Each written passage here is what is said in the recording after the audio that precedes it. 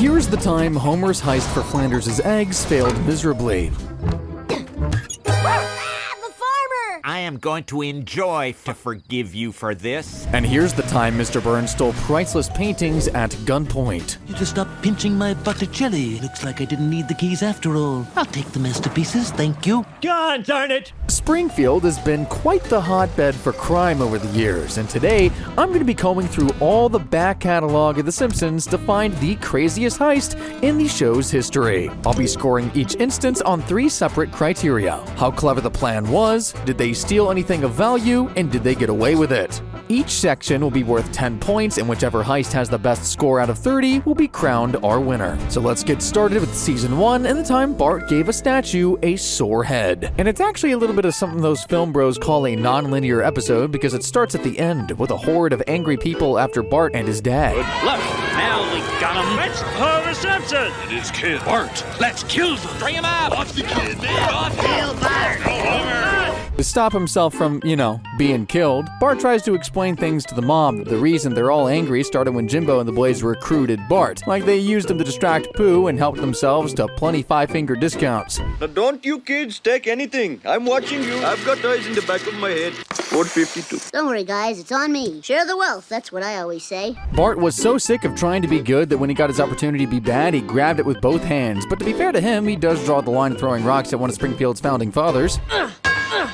Go on, Bart. But that guy founded Springfield. He built our first hospital out of logs and mud. If it weren't for him, all the settlers would have died in the Great Blizzard of '48. So? After he speaks up and refuses to throw, Jimbo and the rest of the gang figured that Bart doesn't belong in a bad boys gang. We forgot how much you love Jebediah Springfield. Beat it, Simpson. He's your boyfriend. Hey, come on, guys. Knock it off. Man, I thought you were cool. And I'm sure you guys know where we're going with this. To prove his worth to those idiots, Bart decides he's going to do the smart thing of beheading the statue. He even has a Mission Impossible suit, so you know this is a proper heist.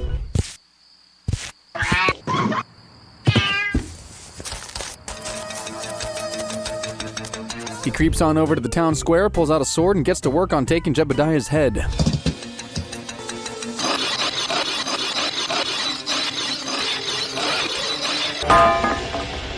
You've desecrated your town's proudest monument, Bart, that's what. Or in normal speak, he's made a big boo-boo. And though he tries to hide it with the whole town looking for the head, he has no choice but to come clean. I wanted some really bad kids to like me. Somehow I got the idea that popular was the most important thing in the world. Where did you get a ridiculous idea like that? Lay off the boy, Marge. He's a good kid. Homer 100% gave him the idea that popularity is the most important thing, which explains why he was with Bart at the beginning, because it's partially his fault too. Anyway, we're then transported back to the present where Bart apologizes and puts Jebediah's head back. Forgive me, sir. No problem, Bart. Glorious! It's beautiful. I love you, Smithers. Feelings more than mutual, sir. It's a happy ending. But really, who cares about that? What you want to know is how good of a heist was it? Well, the plan of stealing the head was stupid, let's be real. Everyone would know it's gone. You can hardly hide a giant head, and Bart only did it to be popular. But the whole execution of the actual theft was top class, so I'll still give it a 4 out of 10. As for the loot, it's just a giant head. 1 out of 10. Was it a success though? Well, no. He literally handed himself in 24 hours later because the pressure and search was getting too much for him, and it didn't score many points to Jimbo's gang either, so it's another 1 out of 10, which comes out to a final score of 6 out of 30. Surely the only way is up from here, right? Either that or Springfielders suck at heists. And next on the list to try and prove me wrong is none other than Krusty the Clown. If you didn't know, Krusty is a celebrity thanks to his show where he does all sorts of crazy stuff, like this for example. Don't blame me. I didn't do it. I'm pretty sure you did do it, Krusty. Anyway, apart from shooting his sideshow friends out of cannons, like I say, he runs a pretty successful show in Springfield, and no one loves Krusty like Bart. All this senseless violence. I don't understand its appeal. We don't expect you to, Mom. If cartoons were meant for adults, they'd put them on in prime time. While the kids are cackling at the TV, their dad is down at the Quickie Mart, and he's in for quite the shock. Ow, my foot, you lousy Sorry, clumsy. pal. Hand over all your money in a paper bag. Yes, I do work in a convenience store, you know. Surely Krusty isn't that hard up for cash, right? Well, if the shoe fits, If you know, you know. Anyway, after he scrams for the money, Homer has to give a statement to the police, and for once, they do their job. What's going on here? Krusty the Clown, you're under arrest for armed robbery. You have the right to remain silent. Blah, blah, blah, blah, blah, blah, blah, blah. It's a joke? Ready, Mr. Simpson? Yes, sir. Krusty is taken straight to prison, and news breaks of his arrest, which Bart takes pretty hard. Money in a paper bag. Oh, Krusty, how could you? Looks very bad, honey. Maybe it'll turn out he was innocent all along. Bart can't believe his hero would be such a bad guy, and he even meets him on the courtyard steps to ask him. Krusty? My client has no comment this time. I didn't do it. After hearing Krusty say he's innocent, Bart can't help but believe him, so he teams up with Lisa to try and figure out what really went down at the Quickie Mart. Over here on the microwave. I don't have a pacemaker. Come on, Bart. Tape showed that the robber heated up a burrito. Don't you remember the get well card we sent to Krusty? It was after his heart attack, when he had a pacemaker put in. Uh-huh. I'm starting to think he's telling the truth. With Krusty gone, Sideshow Bob takes over as the main entertainer in Springfield, and Bart and Lisa figure that he's a man who might have some answers because they think Krusty was framed. And the guy who robbed the store was reading the Springfield Review of Books. Ah, well, the fact is you don't have to be able to read to enjoy the Springfield Review of Books. Just look at these amusing caricatures of Gore Vidal and Susan Sontag. Yeah. The robber was reading the exact review that Sideshow Bob has. Bob also doesn't have a pacemaker, but you know what he does have? Big feet. Fill. I promise. Big shoes to fill. Big shoes to fill. Big shoes to fill. Shoes to fill. Big shoes to fill. Shoes to fill. An inch of grease.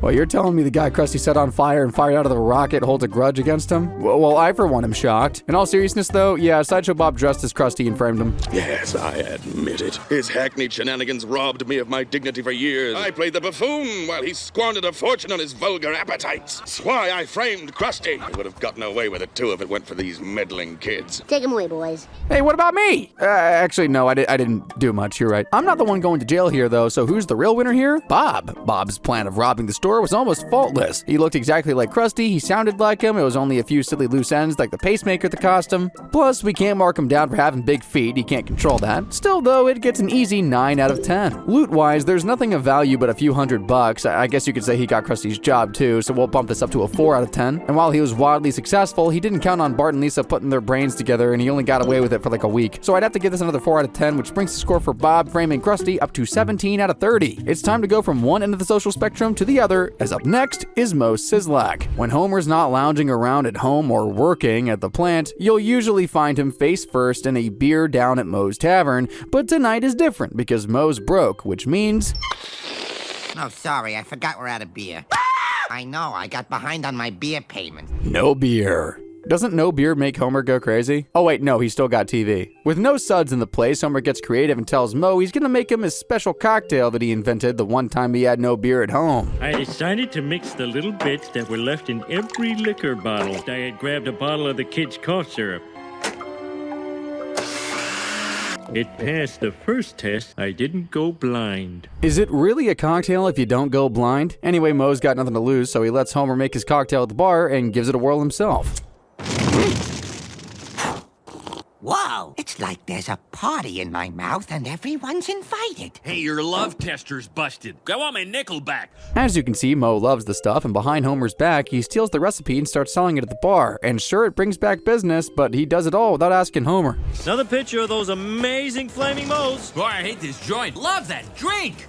Oh. He even changed the name. Hold on, it's the Flaming Homer, not the Flaming Moe. Whatever you call it, it's selling like hotcakes, and now the tavern has more people in it than ever before. It's even attracting celebrities and serious press. Fourth, this date shall forever be known as Flaming Moe's Day. This is already Veterans Day. It can be two things. And guess what? Homer's not been mentioned once, so he heads to the bar to give his friend a piece of his mind. How could you do this to me, Moe? This bar was going under, and it was the drink I invented that saved it. If there was any justice, my face would be on a bunch of crappy merchandise. Moe doesn't seem to care, and the good luck just keeps flooding in, because all the bigwigs want the recipe and they're willing to pay top dollar. My company is willing to do what it takes to get that recipe. We're prepared to offer you $1 million. Just as Moe's about to crack a big money deal to sell the recipe, Homer crashes the party and gives it away for free. The ingredient is Homer, no! cough syrup. Nothing but plain, ordinary, over-the-counter cough syrup. Thank you, Mr. Nutball. Gotta go, Mo. Tough luck. And just like that, Moe's back to being broke with zero business. But hey, at least him and Homer are buddies again. One flaming Homer.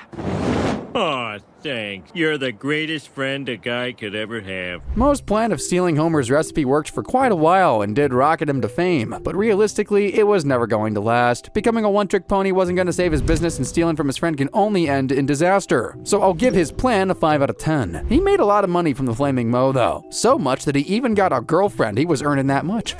Aerosmith played at his bar, and he was offered millions, as we saw. So for the short time he was in business, I'd say his plan was worth around like 8 out of 10 for loot. Like I said before though, it was never gonna last, and I think part of Moe knew that. If anything, the fact that Homer left it so late to spill the secret is a surprise. Plus, he clearly blew all the money he made, so I can't give him any more than 2 out of 10 for success. But that still totals up to 15 out of 30. A certified average heist. Moe might have made the wrong choice here, but he's no con man. But the character coming up next sure is. His name is Lyle Lanley, and after Springfield sues Mr. Burns for dumping nuclear waste and win $3 million, he's got a plan for how to spend their moolah. I give you the Springfield Monorail.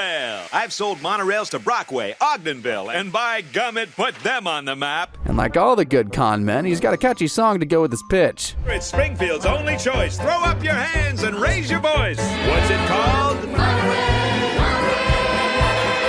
The mob has spoken, and Springfield is spending their cash on a 6-car monorail. Homer's even gonna quit his job and become one of the drivers. Things aren't as good as they seem though, and when Homer steps foot in a monorail, it's pretty clear Lyle isn't the squeaky clean operator he seems.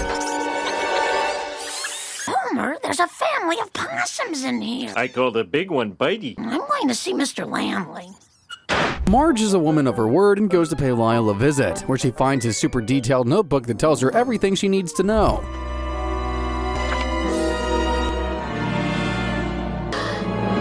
How much did you see? Nothing incriminating. Marge races out of there and tries to find updates on how Lyle's other monorails were, and it's not good news. Turns out he scams towns out of their cash, giving them super unsafe equipment that Homer is now driving. Can't you stop it, Dad? I'm trying my best. The lever you have pulled, brake, is not in service. Please make a note of it. How fast are they going? While that chaos is going down, Lyle is on a one-way flight to Tahiti with $3 million stuffed inside his suitcases. But his flight has one little stop in North Haverbrook. North Haverbrook. Where have I heard that name before? Oh no! There he is! Seat 3F!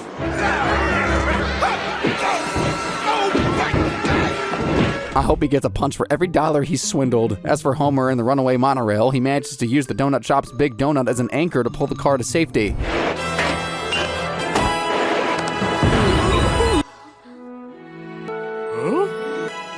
Donut, is there anything they can't do? Lyle's made a life out of being a con man, so his plans are usually pretty tight, and it's no different here. He did fool an entire town with ease and made off at $3 million. Can't really give this guy anything but a 10 here. Same goes to the loot. He sold Springfield scrap metal and got millions, another 10. But he didn't get away with it. Years of being a con artist finally caught up to him, and he lost all of his money, and hopefully the ability to chew food thanks to that little stop in North Haverbrook. I'm gonna have to give him a 2 out of 10 for success, which adds up to a grand total of 22 out of 30. So let's take a look at the leaderboard as things stand. After the first 4 seasons, which heist do you think is on top? Well, it's our most recent entry, Lyle Lanley, who leads the way with 22 points. And then it's Sideshow Bob's Krusty impression, then Moe stealing the Flaming Homer, and then way out in last place is Bart sawing off Jebediah's head. We got plenty more heists to come through though, so let's see if Lyle can hang on as top dog. And the first person to challenge him for the crown is Springfield's resident cat burglar. Whoever this thief is, they're pretty darn good. They make short work of robbing the Simpsons.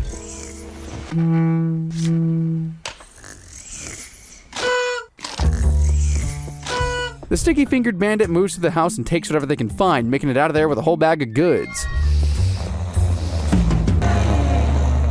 Dad, we've been robbed! Wake up, Dad! There was a burglar and he took my saxophone! And our portable TV! It's not just the Simpsons who are waking up to find everything gone. It looks like most houses across Springfield have been hit too. Good Lord, my Stormin' Norman commemorative plate's stolen again. Hey, I thought I had more stuff than this. To hit back at the burglar, a neighborhood watch is put in place, and who else but Homer is put in charge. I'm with you, Homer! I I be with you too. I'm with you, Homer. You're the man, Homer. Yes, you're good. You're the man, man. Homer gets straight on the case to track the thief down and ends up on the Smart Line with Kent Brockman, where he discusses his plans to capture the burglar. And you'll never guess who calls into the studio. You do realize who this is? Marge? No, Homer, I'm not your wife. I do enjoy her pearl. As a matter of fact, I'm holding them right now. Why, you monster! And you have my daughter's saxophone, too!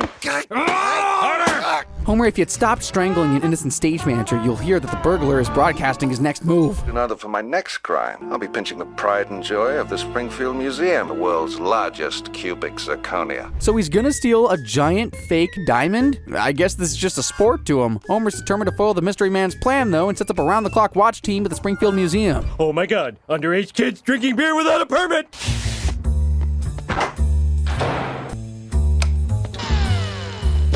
I didn't say it was a good watch team. Also, why the hell did they install that button? They're begging to be burglared. The thief takes his prize and scuttles out of there, leaving no clues behind. Asleep at the switch. I wasn't asleep. I was drunk.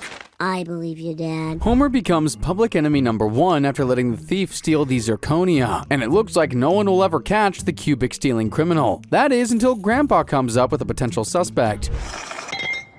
I couldn't quite put my finger on it. There was something strange about the way he walked. Much more vertical than usual. I bet you guys want some more evidence, huh? Well, how about this? Unlike most retired people, has the world's largest cubic zirconia on his coffee table. Oh, Dad, I could kiss you. Kiss me right here. It's the only part that still has feeling. Mwah! So Malloy is our man. Homer wastes no time and heads to the retirement home to trap the thief once and for all. I caught the cat. I caught the cat burglar. That means you are the cat burglar. Suppose you're wondering where I hid all the millions of dollars that I stole over the years. Basically, Malloy was a super career criminal. Over the years, he stole millions of dollars worth of goods, but we're not counting that here, just the cat burglary and then the diamond heist. As a plan typically goes, it's pretty foolproof. He fooled the whole town and a police force, and really, if he wasn't old and bored, he would have gotten undetected. But he did make some stupid mistakes, like using the grappling gun in front of Grandpa, so I'm giving his plan an 8 out of 10. Loot-wise, he stole all sorts of items across Springfield. It's pretty hard to put a price on it, but it's gonna be in the tens of thousands at least. The real kicker here is the fake diamond, and while it is fake, a cubic zirconia of that size would still be worth $5.5 million,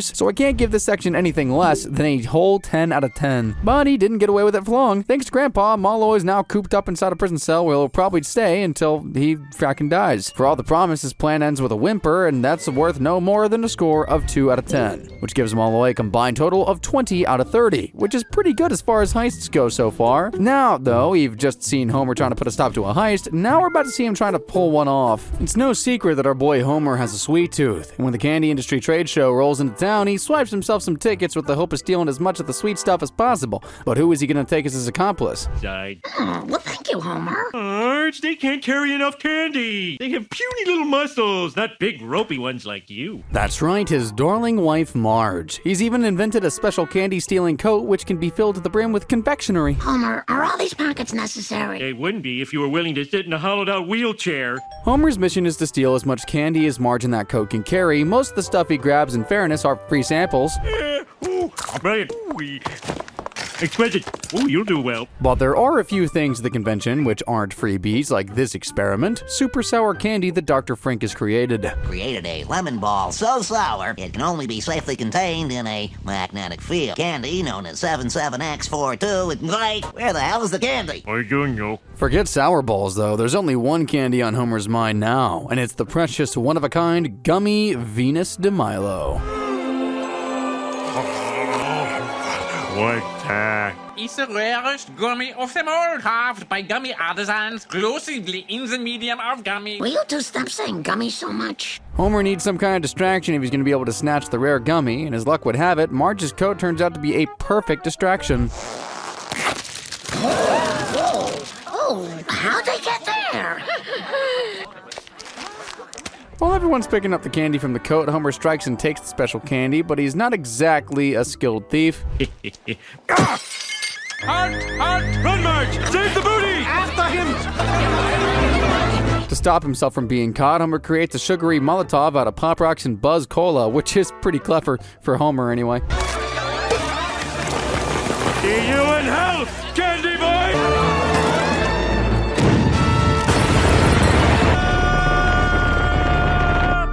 They manage to get the goods home, but Homer can't find the Gummy DeMilo. Or Gummy Venus DeMilo. Man, whatever.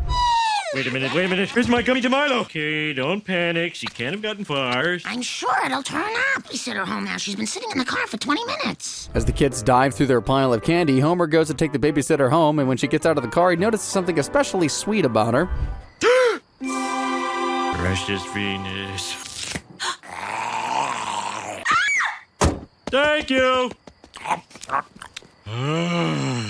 I know you want the candy, Homer, but you cannot be making that face and reaching for a woman like that. People get the wrong idea. He actually does end up being mobbed for being a predator, but thanks to Willie taping the moment from a nearby bush, he gets his name cleared. Anyway, as far as heists go, it's sorta low risk, high reward. Having a coat that can pack boatloads of candy in is pretty effective. A little obvious, but effective. However, Homer's plan of actually stealing both the sour ball and the gummy wasn't the greatest, so I gotta give it a 5 out of 10 at best for the actual planning. As for the loot, the sour ball was an experimental, ultra sour, one-of-a-kind item, and the gummy Venus was literally a priceless, highly protected item as far as pricing goes. Gonna say it's at least $5,000 for the pair, so we can give that a 4 out of 10 in terms of price. But Homer's best score is without a doubt how successful his heist was. It might not have gone smoothly, but he got back home with the goods and never got caught. He did have to pay the price of the karma over the babysitter, but in terms of success of the plan, it's a solid 10 out of 10, which gives this heist a respectable 19 out of 30. Enough of the sweet talk though. Instead, let's take a look at the time a bit of theft left a real bitter taste in the mouth of Springfielders, because one of their most famous monuments gets stolen, their lemon tree. There she grows.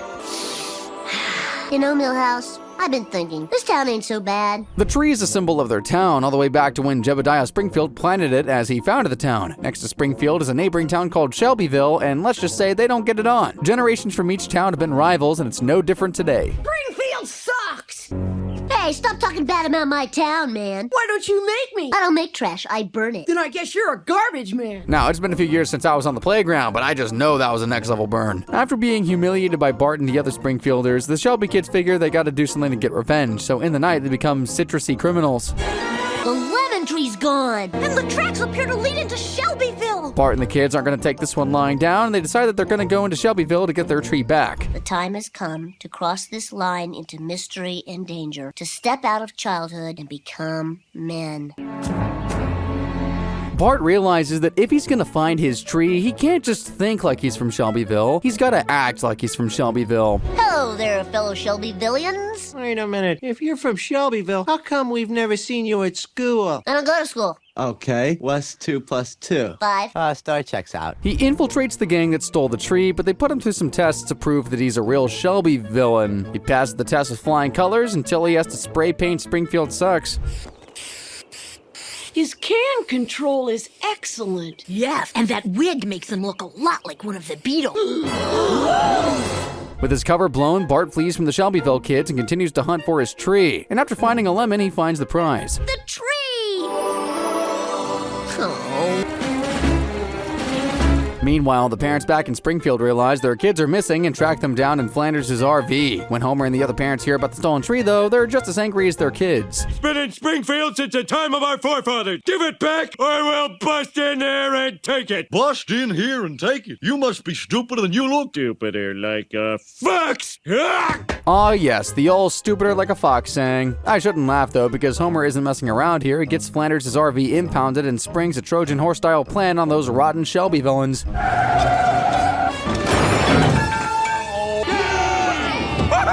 my shorts, Shelbyville! My shorts! And just like that, the lemon tree's in the hands of the Springfielders once more. I gotta admit, this is one of the weirder heists on the list today. The plan to steal a tree to get revenge is perfectly petty, but it's not exactly genius. Sure, they hid and guarded it well, but if Homer Simpson cannot thank you, it's definitely not the greatest plan in the world. That's a 3 out of 10 idea. Loot-wise, I get that the tree means a lot symbolically, but like, it's just a frackin' lemon tree. I can't give it anything higher than a scurvy-free 1 out of 10. The boys from Shelbyville got away with it for nearly 48 hours. They're not gonna be going to jail over this or anything, but it's a pretty big fail still. That's another 1 out of 10 for them, and a grand total of 5 out of 30. I guess if they wanted a bitter taste in their mouth, they certainly got it now. When you guys think of stealing in Springfield, who comes to mind? Snake Jailbird, obviously. Usually Apu's got to deal with the shenanigans, but today it's poor old Mo, and to make matters worse, he's got a freshly filled register. Your tab's $14 billion. Well, all I got is $2,000. Well, that's halfway there.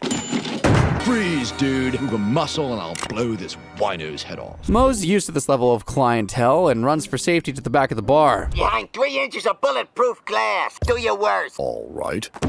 No, stay out of there. Stay out of there. Oh, good God, no. $2,000 of Moe's money is basically going up in smoke. I hope Snake's gonna put it to good use. Oh, goodbye, student loan payments. Come back here, yes. Hey, I wonder how much air is in here. Hey, my student loan is so out of control I might have to resort to Snake's way of life. I feel for him there. Despite being a student of crime though, picking up a gun and waltzing it into a business is hardly a super genius level of planning there. It's pretty standard, and while it worked here, it could have easily backfired, so I can only really give it a 4 out of 10. $2,000 on the other hand isn't to be sniffed at for Snake. He usually robs a couple $100s at a poo, so this is big time for him. Still, when comparing it to others, I'll score it a 5 out of 10. But Snake's biggest score is gonna come from the fact he got away with it. Moe's no snitch, and I doubt Barney's gonna be able to dial the phone in his drunken mess, so he's 2K richer with no downsides. 10 out of 10, which gives Mr. Jailbird a pretty respectable 19 out of 30, which is probably one of his best pulled off crimes in the entire show. With Snake's heist bringing us to a total of 8, I think it's time we took a look at the leaderboard again to see how things are shaping up. At the bottom of the board, there's been a bit of a shake-up with those lemon-stealing kids coming in at last place now, but it's the top of the board that's changed the most, as we've got 3 new entries in the top 3. With the third being a tie between Homer's candy theft and Snake, Rob, and Moe, then you got arguably the best criminal on the list in Molloy in second place, and still out in front, it's that criminal con artist, Lyle Lanley. Still though, we got a few more heists to get through. Will Lyle hold on to the top spot? Let's find out. We've seen a lot of crazy things stolen so far today, but I got a new one for you. A whole house. And more specifically, the Simpsons house. But before we get to that though, the carnival's in town, and the Simpson family go nuts for it. I want to see Lobster Boy and Shrimp Girl. I want to go on the yard work simulator. I want some fried sugar. The excitement of the bright lights and fried food gets the better of Bart, and he ends up nearly destroying the carnival by putting his foot down on a certain German dictator's car. Oh. Bart! What in the name of high school football? Out of my way, I'm Hitler. Luckily, no one winds up hurt or anything like that, but the car Bart's driving, well, let's just say it's a write-off. In grave danger! A car like this isn't exactly cheap, but considering Bart's 10, he most certainly doesn't have the money to pay the carnies back for breaking their wheels. He turns to Homer for some help, but he's as much use as a chocolate fire guard, so the carnival owner recruits them both to work at the carnival until they repay their debt. Please, folks, hold your fire. The water level is dangerously low. Ow! Oh! Oh, my leg! It doesn't look like that's going to be paid back anytime soon, though. After not really being able to find anywhere to nail down their carny job, Homer and Bart are put on the ring toss stand. You know, the scam game? Well, usually Chief Wiggums and his cronies will pop on down for a bribe so the game doesn't get closed down, but Homer doesn't really understand that and tosses people's livelihoods away. It's a ring toss game. That's it. I'm shutting this game down. Well, ain't that something? Our game. Our home. What happened here? To pay Homer and Bart back for literally ruining their lives and making them homeless, the carnies figured that the perfect payback would be stealing their house. That's weird. Key doesn't fit. Hey, someone's boarded up our window. Check this out. They're enjoying themselves too. When you've lived out of a truck all your life, having a house is going up in the world. Hey, look at me. I'm a millionaire. Wow, Dad, you look like James Bond. The police are useless and don't help, so the only way Homer knows to maybe get his house back is via the Carney Code, which is basically just a game of ring toss. One game of ring toss. If I can throw this hula hoop onto the chimney, you'll give us our house back. If I miss, I'll sign the deed over to you. Homer, no! Oh, you'll never make it, Dad. Surely Homer's not going to risk his entire livelihood on one throw, right? No! What the?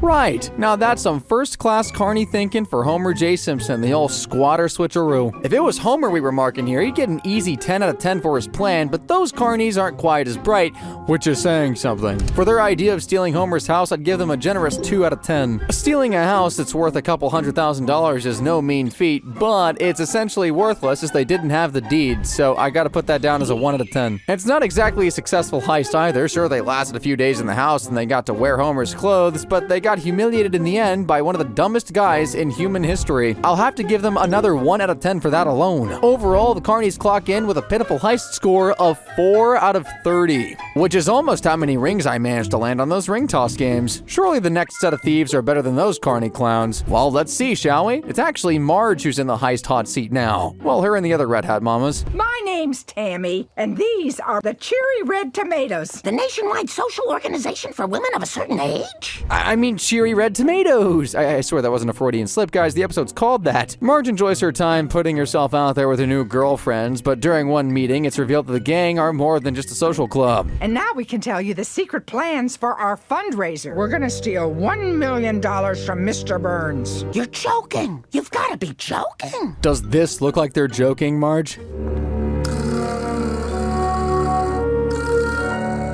You're not joking. Any other surprises? I'm not a natural redhead. See, the reason they've got it in for Burns is because he's promised $1 million to the Springfield Children's Hospital and then did this. Instead of donating this money, I'm going to use it to extend my own life. 10 minutes. Smithers?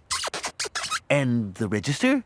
To be honest, I'm Team Steele here. That guy's a bad egg. Which is a pretty good pun when you realize what the girls plan to take are his prized collection of Fabergé eggs. Anyway, Marge feels the pressure and agrees to the heist. She's even the one that breaks the girls into Burns' manor. They bypass Burns' security and head straight for his egg vault.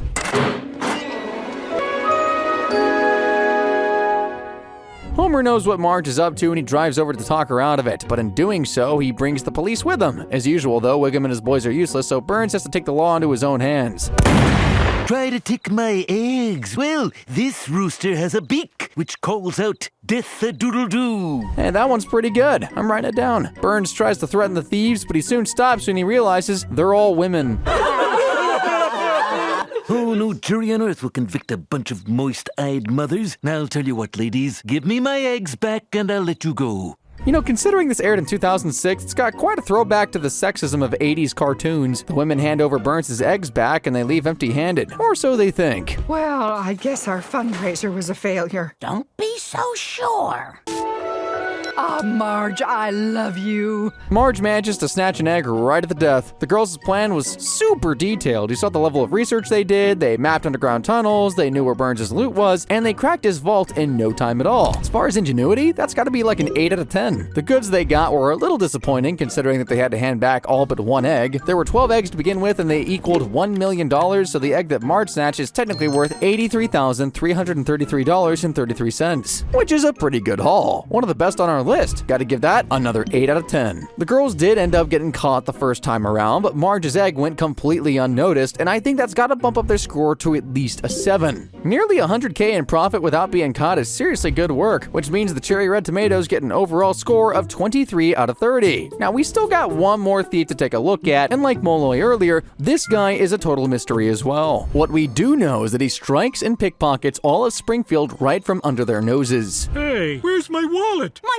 purse! My belt! My wallet's gone too. My clutch! Victims of a pocket-picking pandemic! The town erupts into chaos to the point that the usual aren't good enough for the job at hand, and a special investigator turns up to run things on behalf of the Attorney General. Shut up and listen. You are the worst police officer ever had the pleasure of humiliating in front of his men. You are so fat, you're a good cop and bad cop. Finally, someone who's willing to put Wiggum and his boys in their place. She takes over the precinct and immediately picks up on the scent of the pickpocketer, finding all the discarded wallets in an abandoned warehouse. What are you doing here? This is a setup. What are these things? I was told this was an Asian fusion pop-up restaurant. I see no Asian, no fusion. Considering he's another one of Springfield's career criminals and he's at the scene where the wallets are, Fat Tony is quickly arrested and it looks like Lenora, the new officer, has her man. But something doesn't feel quite right about it. Dear Lord, who sees all, you know I am innocent. In your mercy, help me kneecap the rat Judas who set me up. I mean, he's got no one to be lying to, so I think Fat Tony isn't their man after all. Wiggum, for once, smells a rat and starts doing some digging and agrees that Fat Tony is in fact innocent. So he suggests Tony wears a wire and go back to the mob to help weed out the real rat. I don't want to hear anybody but Frankie the Squealer. What do you want to hear from me?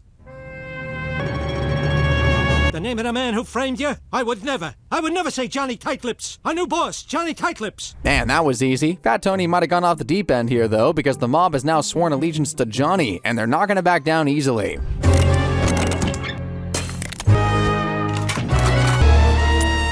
It's a good thing Tony's wearing that wire then, because he's got backup thanks to the boys in blue. Ooh, sauce. Oh, I'm hit! Right in the heart of your ass. Someone's gotta suck out the bullet. I think you're thinking of snake venom there, Tony. Don't worry though, Homer and his behind made a full recovery while Wiggum gets his man and restores a little faith back into the Springfield police force. Johnny Tightlips managed to coordinate multiple thefts without being seen, put the police against each other, framed the only man stopping him from being a mob boss, and sent him to jail. So yeah, 9 out of 10 for the plan. Doesn't steal much of value though, so 5 out of 10 for loot. And he almost got away with framing Fat Tony, but the law got him in the end. So in terms of success, I gotta give this one a 2 out of 10, which means Johnny Tightlips finishes with a combined score of 16 out of 30. So let's see where that sits on the final leaderboard. In last place, we have a new worst heist, and it's courtesy of those crazy carnies. But who managed to finish on top as the best and craziest heist in Simpsons history? Well, in third place, we got Molloy the cat burglar. In second, it's Lyle Lanley and his monorail mayhem, which means first place is Marge and the Cherry Red Tomatoes with a final score of 23. They walked the line brilliantly of coming up with a great plan, executing it pretty well, and even though they got caught, they still made away with nearly 100 grand. Plus, anytime Mr. Burns is missing out on some cash, it's a win. That's all the thieving I got for you all today, but if you want more, click the video on screen right about now for another one of my videos, and as always guys, thank you very much for watching.